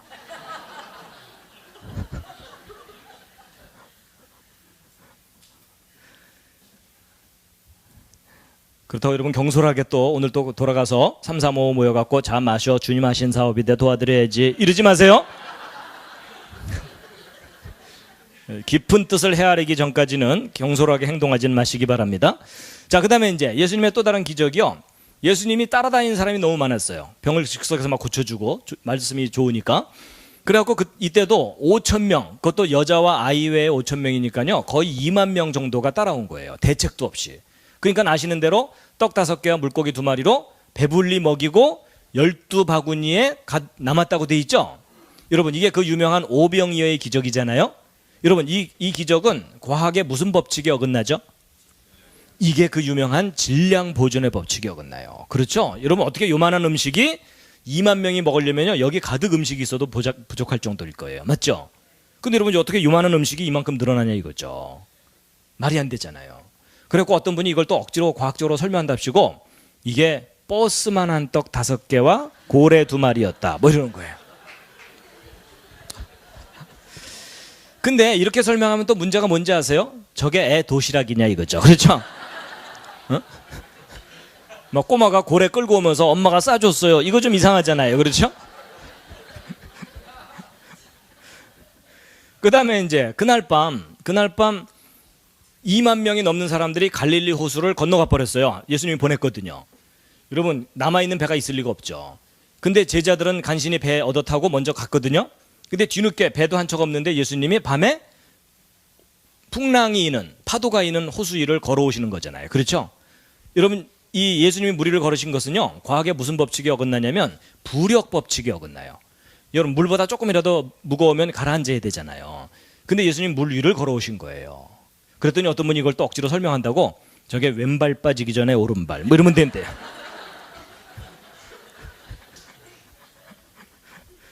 여러분 이제 보세요. 예수님이 행하신 기적은 심각한 문제가 뭐냐면 과학의 법칙에 어긋나요. 아니 이론에 어긋나면 변명이 가능해요. 아까 얘기한 대로 이론은 틀릴 수도 있다 이러면 되니까. 근데 100번, 1000번, 10,000번 다시 확인한 법칙에 어긋나잖아요. 그렇죠? 저걸 어떻게 믿냐 이거죠. 근데 여러분은 대충 믿을 수 있다고 치더라도 저는 과학 공부해서 박사학위까지 받았다고 하는 사람이 과학자의 양심을 버리지 않고 저거 믿을 수 있는 방법 좀 가르쳐 주세요. 저는 어떡하죠? 둘러앉아 기도할까요? 근데 제가요 저걸 믿는 것이 가능하다는 걸 어느 날 알게 됐어요. 저는 과학을 공부한 걸 하나님께 감사합니다. 왜냐하면 과학을 공부하고 났더니 법칙이 뭔지를 정확하게 알게 됐어요. 근데 법칙이 뭔지를 정확하게 알고 났더니요 예수님의 기적을 이해할 수가 있게 됐어요. 잘 보세요. 과학의 법칙은 그 어떤 사람도 벗어날 수가 없어요. 그 누구도 트릭을 쓰지 않는 이상은. 그렇죠? 그렇다면 예수님의 이 기록들은요 둘 중에 하나예요. 거짓말을 썼든지 아니면 정말 사실 그대로를 기록했다면 이거 너무 중요한 의미인데 여러분 과학의 법칙은 절대로 사람이 벗어나지 못하거든요. 그런데 만약에 이건 정말 만약이에요. 만약에 저 법칙에서 벗어날 수 있는 존재가 있다면 누굴까요? 그 법칙을 정하신 분이에요. 그건 유일한 가능성이에요. 아니면 그 법칙을 정한 분의 허락을 받았든지. 그렇죠? 여러분 이런 거예요. 살다 보면요. 어느 걸 맨날 이쪽에서만 바라보다가 전혀 다른 쪽에서 바라보면 전혀 다른 게 보이는 경우가 있어요. 저도 이거 과학의 법칙에 어긋났으니까 이거 믿을 수 없다. 이런 입장이었었어요. 근데 제가 어느 날 반대쪽을 생각한 거예요. 이건 절대 어길 수 없는데 이걸 벗어날 수 있는 존재가 만약에 있다면 이 법칙을 정하신 분이에요. 그럼 여러분 예수님께서 이런 기적을 보여주신 이유가 뭘까요? 내가 이 모든 법칙을 정한 창조자다. 여러분 성경 본문은 변하지 않아요. 근데 그걸 바라보는 관점은 사람마다 달라요. 맞죠? 근데 대부분의 많은 사람들은 이거 절대로 일어날 수 없으니까 잘못된 기록 내지는 거짓말이다. 이런 쪽 입장을 가져요. 그렇죠? 근데 그 반대쪽도 얼마든지 가능한 게 뭐냐면 예수님께서 이런 기적을 행하신 것은 이분이 창조자라는 증거예요. 여러분 잘 보세요. 오늘날 꽤 많이 배웠다고 하는 지식인들은요, 성경에 나오는 이런 기적을 보면은 살짝 넘어가요. 그렇죠? 믿기 힘드니까. 그래서 저런 게 좀 없었으면 이러기도 해요. 근데 제가 어느 날 생각해 봤더니요, 제 경우는요, 성경에 이런 기적이 기록되어 있지 않잖아요. 저는 예수를 안 믿어요. 오히려. 무슨 말이냐면,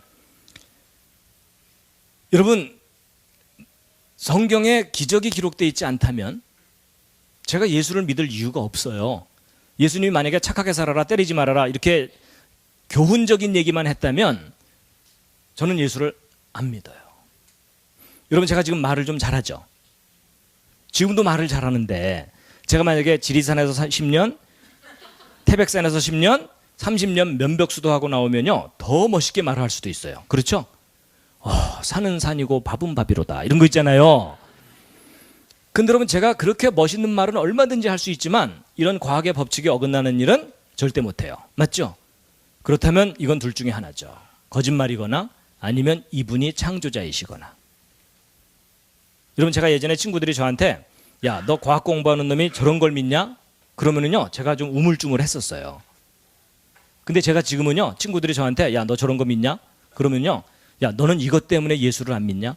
나는 이것 때문에 예수를 믿는다. 이게 무슨 말이냐면요, 여러분 만약에 예수님이 물 위를 걷다가 빠지셨다, 그런 예수를 제가 왜 믿어요? 예수님 물 위를 걷다가 빠지시면서 베드로 나 좀 살려줘, 다음부터 이런 짓 안 할게. 아니 그러는 예수를 제가 왜 믿어요? 여러분 모든 사람은 물 위를 걷다가 빠지는데 예수님이 물 위를 걸으셨다면 이건 둘 중에 하나죠. 거짓말이거나 아니면 이분이야말로 물에 빠져 죽는 사람들을 살려낼 수 있는 구원자이시거나. 그래서 여러분 성경에 나오는 기적은요 단순히 기적이라고 표현되어 있지 않고요 사인이라고 표현되어 있어요. 사인. 조금 저걸 과학적인 용어로 바꾸면요 에비던스, 증거예요. 증거. 그건 예수님이 기적을 보여주신 이유는 내가 창조자라는 증거를 보여주신 거예요. 그래서 여러분 과학의 법칙 중에 가장 강력한 법칙 중에 하나가 뭐냐면요 죽음의 법칙이에요. 여러분 제가 예언 하나 해드릴까요? 오늘 여기 오신 여러분 다 죽습니다. 근데 여러분 죽는다는 게 과학적인 용어로는 법칙이에요. 그렇죠? 항상 다시 관찰되고 예외가 없죠. 법칙이에요. 그래서 여러분 예수님이 그 많은 법칙 중에요 가장 강력한 법칙을 깨트리셨어요. 그렇죠? 그러니까 예수님께서 우리에게 이런 말씀을 하실 수 있는 거죠. 함께 한번 읽으시겠습니다. 시작. 예수께서 가라사대 나는 부활이요 생명이니 나를 믿는 자는 죽어도 살겠고 무릇 살아서 나를 믿는 자는 영원히 죽지 아니하리니 이것을 내가 믿느냐. 여러분 저는 개인적으로 믿습니다. 그래서 여러분 이제 요점은 이거예요. 법칙이 무언지를 알고 나면요 그 법칙에서 벗어날 수 있는 분이 누구인지를 깨닫는다 그 말입니다. 여러분 저는 이 법칙을 정하신 분을 믿죠. 법칙에 매여 사는 존재를 구세주라고 인정하지는 않습니다. 자 그래서 이제 기적에 대한 이해를 좀 설명드렸고요. 이제 한 가지 간단한 걸 하나 좀 말씀드리고 이제 아이고 뭐 이렇게 예. 여러분 그 요한복음 3장 3절에 있는 말씀인데요. 함께 한번 읽으시겠습니다. 시작. 예수께서 대답하여 가라사대 진실로 진실로 내게 이르노니 사람이 거듭나지 아니하면 하나님 나라를 볼 수 없느니라. 사람이 두 번 태어나지 않으면 하나님 나라를 갈 수 없다. 그 얘기예요. 오늘 여기 오신 여러분들은 하나님 나라를 가고 싶으시죠? 무조건 가셔야 됩니다. 안 가면 큰 손해입니다. 근데 하나님 나라를 가려면 어떻게 해야 된다고요? 거듭나야 된다 그랬죠? 자, 여러분 이제 이런 거예요. 어떤 사람이 하나님을 안 믿다가 전도를 받았는데 너무나 단순한 전도를 받았어요. 그게 뭐냐면 예수를 믿으면 천국을 가고 안 믿으면 지옥을 갑니다. 근데 이분이 그걸 정말 심플하게 받아들였어요. 아니, 죽어서 지옥 가는 것보다는 천국 가는 게 100배 낫지. 그래서 이제 예수를 믿기로 했어요. 그리고 교회를 다녔어요. 근데 교회를 다니다가 이상한 소리를 하나 더 들었어요. 그게 뭐냐면 거듭나셨습니까? 뭐 이러는 거예요. 그래서 거듭난 기독교인이 있고 거듭나지 않은 기독교인이 있다는 거예요. 그래서 거듭나야만 천국 간다는 거예요. 그래갖고 이분이 헷갈렸어요. 아니, 예수 믿으면 다 되는 줄 알았더니 하나가 더인데 이거 혹시 사기 아니야? 이러면서 그러면 예수 믿는 것과 거듭나는 게 같은 거야 다른 거야? 이러면서 헷갈린 거예요. 자, 여러분 오늘 여기 오신 여러분들에게 질문 드려봅니다. 겉으로 대답 안 하셔도 돼요. 마음으로만 대답하셔도 괜찮아요. 오늘 여기 오신 여러분들은 거듭나셨습니까? 근데요, 이 질문에 대답하는 일이 쉽지가 않아요. 여러분 이 질문에 명확하게 대답하려면 거듭난다는 게 뭔지를 명확하게 알아야만 대답할 수 있어요. 그렇죠? 느낌으로는 안 돼요. 정말 그 거듭나는 기준이 뭐냐 이거를 확실하게 알아야 되거든요. 그래서 저도 사실 이 부분이 너무나 해결이 안 되던 부분 중에 하나였어요. 그래서 이제 근데 제가 어느 날 이게 거듭나는 거구나 라고 나름대로 깨달은 건데, 제가 지금부터 하는 얘기는 정답이 아닐 수도 있어요. 그렇지만 여러분들에게 분명히 도움은 되실 거예요. 자, 이 거듭남에 대한 부분에 대해서 배경을 잠깐 보시면 1절만 읽겠습니다. 시작. 바리새인 중에 니고데모라 하는 사람이 있으니 유대인의 관원이라. 여러분 니고데모라 하는 사람은요 바리새인이래요. 여러분 우리가 보통 바리새인을 율법주의자 그래서 부정적으로만 생각하지만요, 저분들은 아주 잘 종교적으로 훈련받은 사람들이에요. 단지 예수님을 거부했기 때문에 심각한 문제가 있는 거지 우리가 그렇게 쉽게 평가할 수 있는 사람들은 아니에요. 종교 지도자들이에요. 그 다음에 두 번째, 유대인의 관원은요, 그때 당시 로마 제국 식민지 하에서 관원으로 활동했다는 얘기는요, 세상적으로도 탁월한 지도자예요. 엘리트예요. 그러니까 종교적으로도 훌륭한 사람이고 세상적으로도 모범적이고 탁월한 사람이거든요. 근데 그렇게 훌륭한 사람이 예수님께 밤에 와가지고 훌륭한 일을 참 많이 하셨습니다. 칭찬을 했어요. 그랬더니 예수님께서 거기엔 대꾸도 안 하시고요, 그래봤자 네가 거듭나지 않으면 천국을 못 간다 이런 거예요. 근데 니고데모는 천국을 가고 싶은 사람이거든요. 근데 그 다음 이제 4절 함께 읽겠습니다. 시작. 니고데모가 가로되 사람이 늙으면 어떻게 날 수 있삼나이까? 두 번째 모태에 들어갔다가 날 수 있삼나이까? 여러분 니고데모가 알아들었어요? 못 알아들었어요? 못 알아들었어요. 여러분 두 번 태어나야 된다 그러니까 자기가 이미 어머니로부터 한 번 태어났잖아요. 근데 한 번 더 태어나려면 어머니 뱃속을 다시 들어갔다 다시 나와야 된다는 생각을 한 거죠. 그 얘기를 한 거예요. 그랬더니 예수님께서 응 그거야 그러셨나요? 여러분 그럴 수도 없고, 그러면서 예수님께서요 거듭남에 대해서 설명을 해주시거든요. 근데 이 내용이 알쏭달쏭이에요. 여러분도 이게 이해가 되는지 한번 빠른 속도로 한번 읽겠습니다. 시작.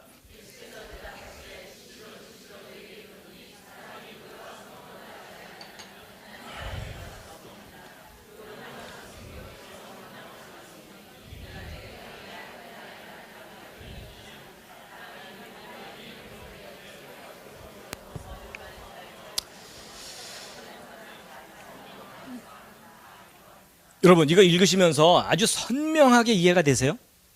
여러분 이거요 신학자들도 견해가 다르고요 좀 헷갈리는 거예요. 더군다나 여기 보세요. 내가 내게 거듭나야 하겠다 하는 말을 이상하게 여기지 말라고 하셨죠? 왜냐하면 이상하게 말씀하셨거든요.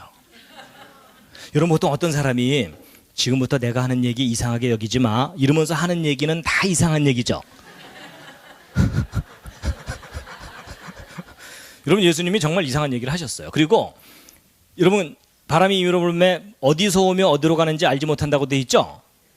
여러분 안다는 거예요 모른다는 거예요? 이거 모른다는 얘기예요. 여러분 실례지만 옆에 있는 분 한번 살짝 한번 보세요. 옆에 있는 분이 거듭난 것 같아요 아닌 것 같아요? 이거 안다는 거예요, 모른다는 거예요? 여러분 이거 몰라요.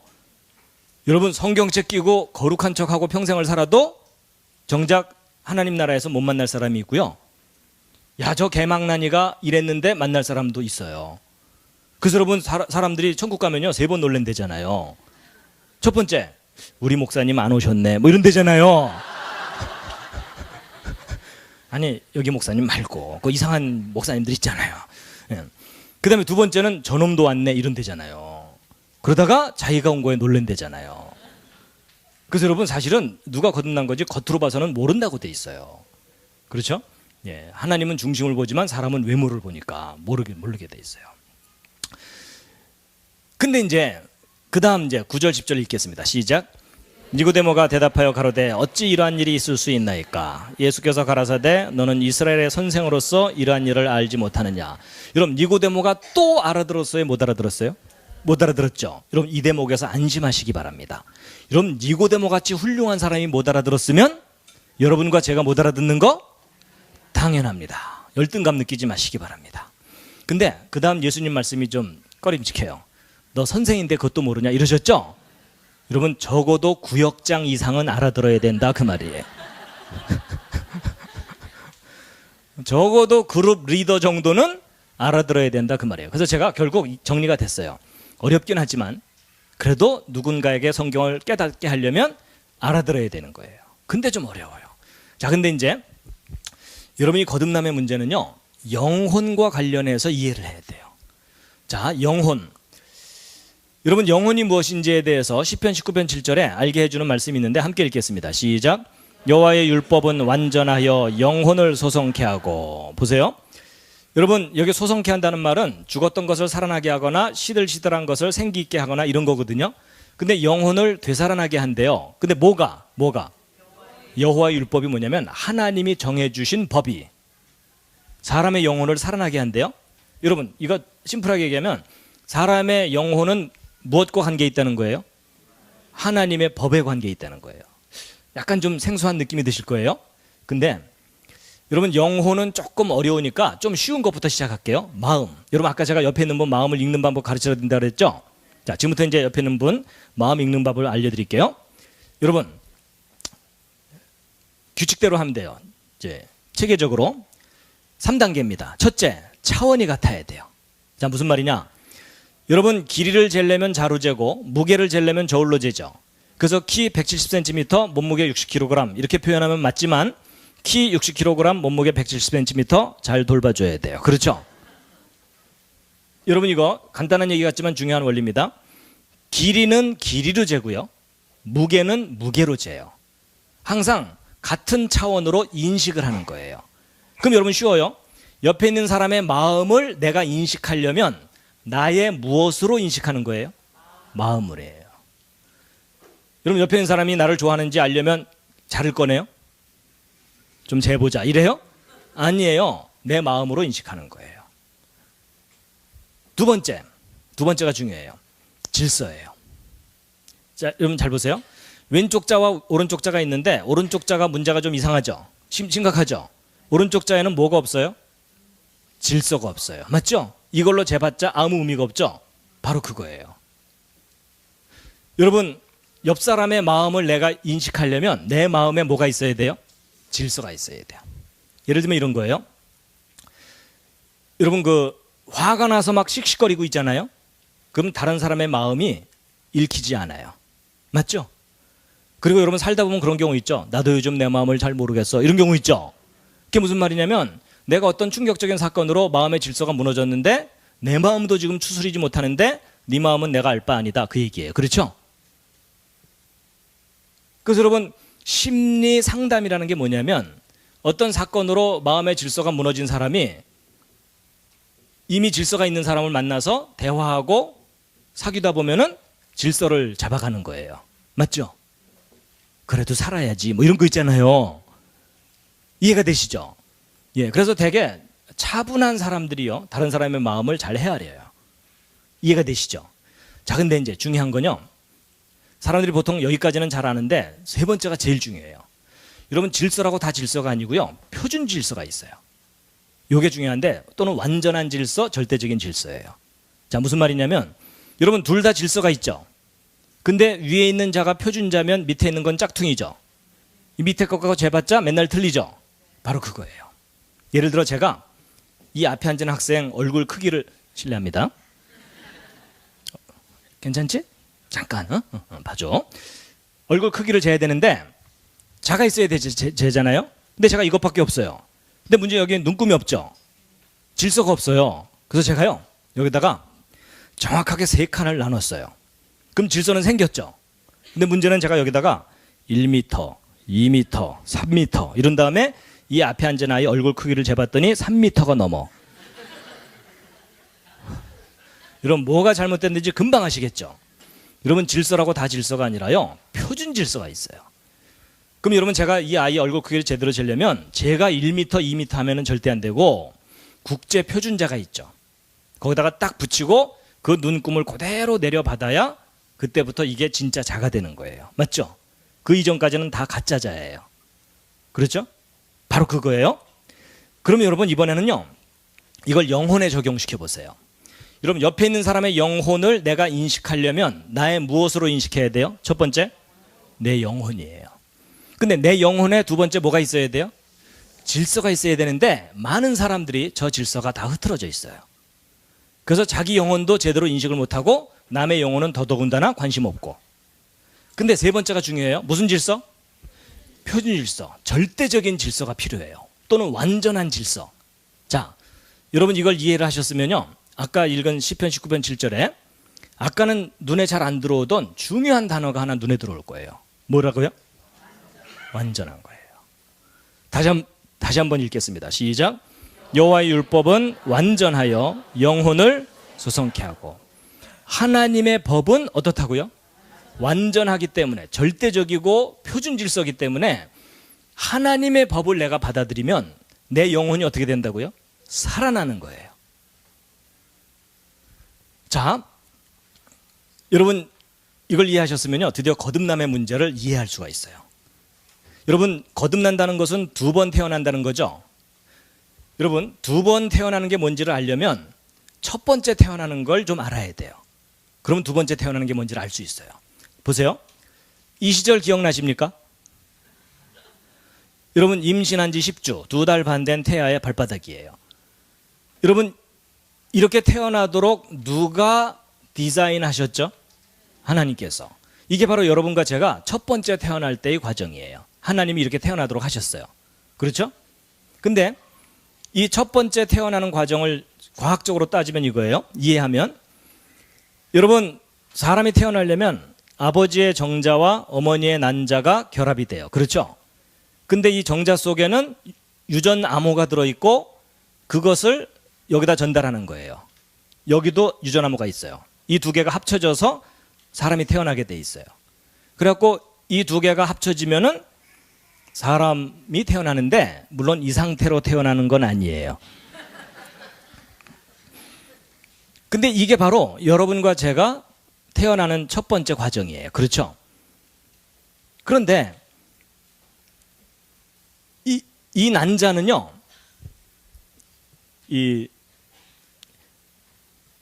만들어진 후에 배란이 돼서 끝날 때까지 한평생을 살아요. 근데 이 난자가 한평생을 사는 동안 어떤 특별한 사건이 일어나지 않으면 이 난자는 이대로 죽어요. 그렇죠? 근데 이 난자가 한평생을 사는 동안 어떤 특별한 사건이 하나 일어나면 그게 뭐냐면 이 유전 정보를 가진 정자가 여기로 쏙 들어오면 기적이 일어나요. 전혀 다른 모습으로 태어나게 되는 거예요.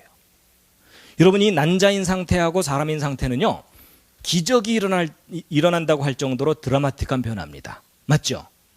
자, 그런데 이게 바로 첫 번째 태어나는 건데 이렇게 태어난 이 사람이요 이 난자처럼 한평생을 살아요. 근데 한평생을 사는 동안 어떤 특별한 사건이 일어나지 않으면 이 사람은요 이 난자처럼 그대로 죽어요. 근데 이 사람이 한평생을 사는 동안 어떤 특별한 사건이 하나 일어나면 그게 뭐냐면 이 난자 속에 어떤 생명에 관한 정보가 들어왔죠. 그런 것처럼 이 사람에게 어떤 생명에 관한 말씀이 들어오잖아요. 그럼 이 사람이 그 다음 세상을 가요. 여러분 뭔가 닮았죠? 여러분 이 난자에 정자가 들어오지 않아도 일로 갈 수 있어요, 없어요? 못 가요. 이 난자는 스스로 여기 못 가요. 반드시 바깥에서 메시지가 들어와야 가요. 그렇죠? 마찬가지로 이 사람도 태어났다고 무조건 천국 간다면 전도할 필요가 없고 교육할 필요가 없고 선교할 필요가 없어요. 그렇죠? 근데 이 사람에게 생명의 말씀이 들어가잖아요. 그럼 그 다음 세상을 가는 거예요. 여러분 이것은 육으로 태어나는 거고요. 이게 바로 하나님의 말씀인 영으로 태어나는 거예요. 제가 어느 날 이걸 깨달은 거예요. 여러분 저는 과학을 공부하기 때문에 하나님의 말씀의 원리와 그리고 이 하나님이 창조하신 세상 속의 원리가 서로 일치하는지를 늘 좀 관찰을 하거든요. 제가 두 번째 태어나는 게 뭔지를 이해를 못하다가 첫 번째 태어나는 거를 이해를 하고 났더니 뭔가 들어와야 간다면 뭔가가 들어와야 가는구나. 잘 보세요. 여러분 저녁 드셨죠? 여러분 음식을 먹는 건 몸을 건강하기 위해서 먹어요. 그렇죠? 그래서 좋은 음식을 먹으면 건강해지고요. 상한 음식을 먹으면 건강이 나빠지고 독이 든 음식을 먹으면 죽어요. 그렇죠? 그래서 여러분 사람의 몸, 이 육체는요. 이런 육체는 음식을 먹어야 살거든요. 근데 사람은 몸뿐만 아니라 정신세계가 있어요. 사람의 정신세계는 뭘 먹고 사냐면요. 음식이 아니라 말을 먹고 살아요. 그래서 좋은 말을 들으면 정신이 건강해져요. 나쁜 말을 들으면요. 정신이 나빠져요. 그렇죠? 아주 지독한 말을 들으면 자살도 해요. 맞죠? 여러분 사람의 말에 능력이 있다는 거 아세요? 여러분이 실험해 볼 수 있어요. 여러분이요. 어느 한 사람을 딱 정해놓고 만날 때마다 부정적인 얘기를 해보세요. 그거 못됐다는 얘기 많이 들으시죠? 뭐 이러면서 그러면 처음에는 농담 하나 이러다가요. 모든 사람이 부정적인 말을 하잖아요. 그 말이 그 사람을 죽입니다. 자살할 수도 있어요. 맞죠? 근데 여러분이 어느 한 분을 정해놓고 만날 때마다 칭찬을 하면서 긍정적으로 얘기해 보세요. 멋있다는 얘기 많이 들으시죠? 어떻게 성품이 이렇게 좋으세요? 천사 같으시 계속 칭찬하잖아요. 처음에는 이 사람들이 놀리나 이러다가 믿기 시작해요. 그렇죠? 그 다음부터는 눈 뜨고 못 봐요. 그렇죠? 심지어 자살하려고 마음먹었다가도 격려하는 말을 듣고 그래도 살아봐야 되겠다 하고 다시 생명의 길로 가기도 해요. 맞죠? 잘 보세요. 죄를 가진 사람의 말도 다른 사람을 죽이고 살리는 능력이 있죠. 맞습니까? 하물며 그럴진데 이 우주를 창조하신 전능하신 하나님의 그 영원한 말씀이 어느 한 사람을 영원히 살게 하는 능력이 있지 않겠느냐 하는 거예요. 그래서 제가 그렇구나. 이 영원한 말씀을 죄를 가진 인간이 받아들이면 그 영원한 말씀 때문에 영원히 살게 되는 거구나. 이게 바로 거듭나는 거구나. 그래서 제가요 그렇게 살기로 했어요. 비교적 싱싱할 때 결심을 했어요. 그렇구나. 내가 잘나서 하늘나라 가는 게 아니고 하나님의 영원한 말씀이 있기 때문에 그걸 내가 받아들였다는 것 자체가 이게 기적이구나. 이게 바로 두 번째 태어나는 거구나. 첫 번째는 육으로, 그 다음에는 영으로. 그럼 여러분과 제가 평생 귀하게 여겨야 될 게 뭐겠어요? 하나님의 말씀이에요. 영원한 변하지 않는 말씀. 그냥 우리가 앞으로 부지런히 해야 될 게 뭐겠어요? 그 말씀을 그대로 받아들이는 거예요. 해석할 필요도 없어요. 그대로 받아들이면 돼. 그래서 여러분 이 말씀이 곧 하나님이라고 되어 있죠? 그래갖고 그 말씀이 사람의 모습이 되어서 오신 분이 누구요? 예수님이에요. 그래갖고 하나님께 속한 자는 하나님의 말씀을 듣는다 그랬죠? 듣지 않는 것은 속하지 않았다는 거잖아요? 오늘 여기 오신 여러분은 하나님께 속한 분들인가요? 그럼 빨리 뭘 떠올리셔야 돼요? 그 말씀이 내 안에 살아있는지. 그렇죠? 그래갖고 여러분 예를 들면 이런 거예요. 여러분 제가 딸도 있고 아들도 있거든요. 예를 들어 제 아들이 제 말은 죽어라고 안 들으면서 옆집 아저씨 말만 듣는다고 생각해 보세요. 그럼 그 아이는 누구 아이예요? 여기서 대답 잘 하셔야 돼요. 분명히 DNA 유전자 검사하면 몸은 제 아이예요. 그렇죠? 제 씨를 받아서 태어났으니까. 근데 그 정신과 영혼은 다 누구 거예요? 옆집 아저씨 거예요.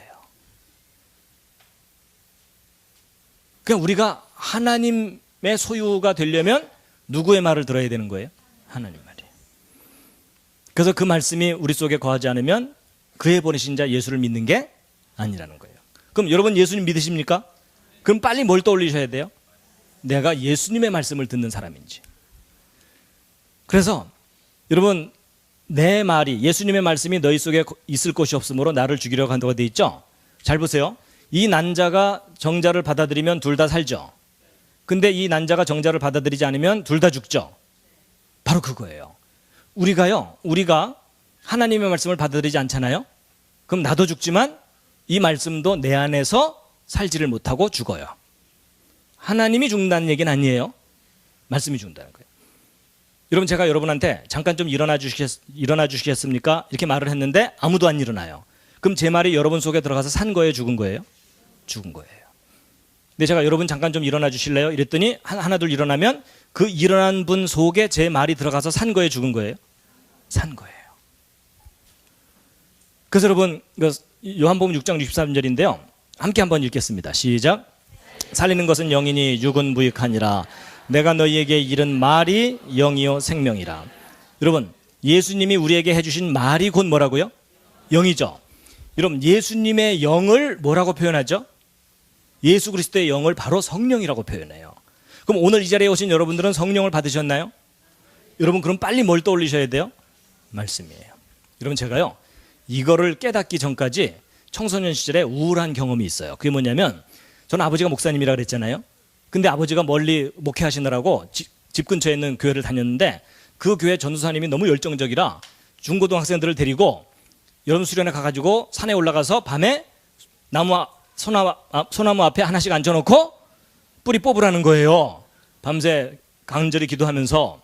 근데 문제가 생겼어요. 밤새 그렇게 기도를 했는데 그 다음날 무슨 문제가 생겼냐면 제 친구, 선배, 후배 다 열심히 기도하다가 방언을 받게 됐는데 저만 제정신인 거예요. 그래서 저는 지금도 방언을 못해요. 여러분 그렇게 되면요 청소년 시절에 그 민감한 시절에 신앙적 열등감이 생겨요. 그렇죠? 다들 방언 받고 성령 받았는데 나만 안 받은 거잖아요. 그래서 나는 언제 방언 받나? 나는 왜 성령을 못 받았나? 이러고 우울했어요. 그게 어리석은 생각이었어요. 여러분 내가 방언을 안 받은 게 성령을 안 받은 게 아니라는 걸 깨달았어요. 예수님의 말씀을 내가 받아들였으면 거룩한 영을 받아들인 거예요. 아니 내가 성령을 안 받은 게 아니었구나.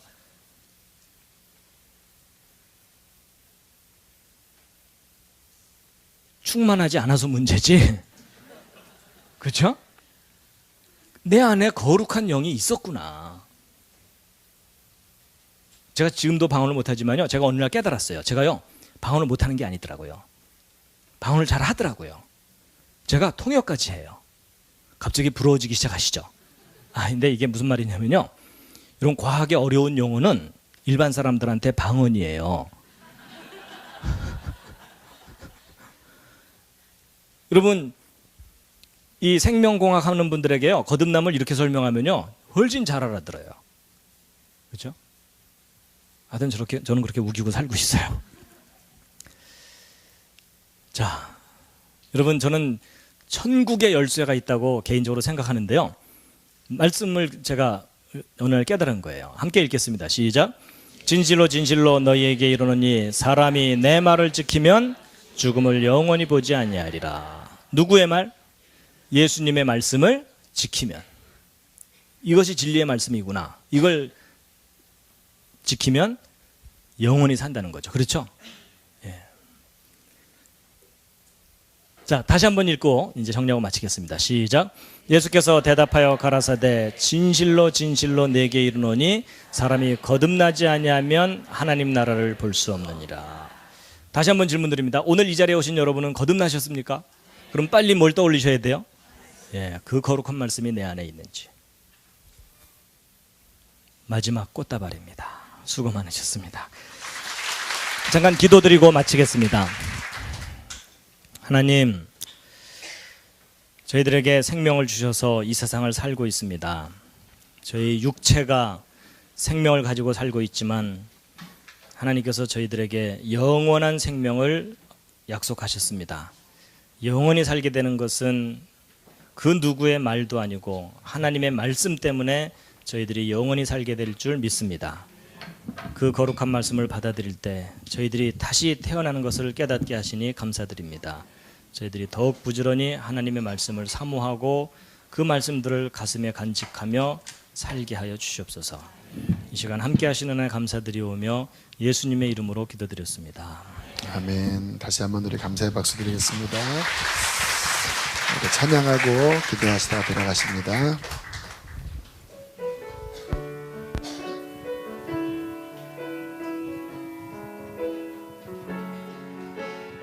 우리의 삶에 기적을 이루실 주님께 고백합니다. 전능하신 나의 주 하나님은 능치 못하실 일 전혀 없네. 우리의 모든 간구도 우리의 모든 생각도 우리의 모든 꿈과 모든 소망도 신실하신 나의 주 하나님은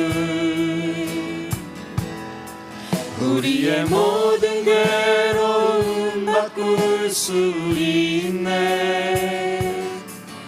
불가능한 일 행하시고 죽은 자를 일으키시니 그를 이길 자 아무도 없네. 주의 말씀 의지하여 깊은 곳에 금을 던져 오늘 그가 놀라운 일을 이루시는 것 보라. 주의 말씀 의지하여 믿음으로 금을 던져 믿는 자에게 능치 우리 한 번 더 고백하고 기도합시다. 없네. 전능하신 나의 주 하나님은 전능하신 나의 주 하나님 기적을 이루시는 하나님은 창조주 예수 그리스도이십니다. 능치 못하실 일 전혀 없네. 우리의 모든 간구도 우리의 모든 생각도 우리의 모든 꿈과 모든 소망도 신실하신 나의 주 하나님은 우리의 모든 괴로움 바꿀 수 있네. 불가능한 일 행하시고 죽은 자를 일으키시니 그를 이길 우리 자 하나님의 말씀을 우리 마음속에 품읍시다.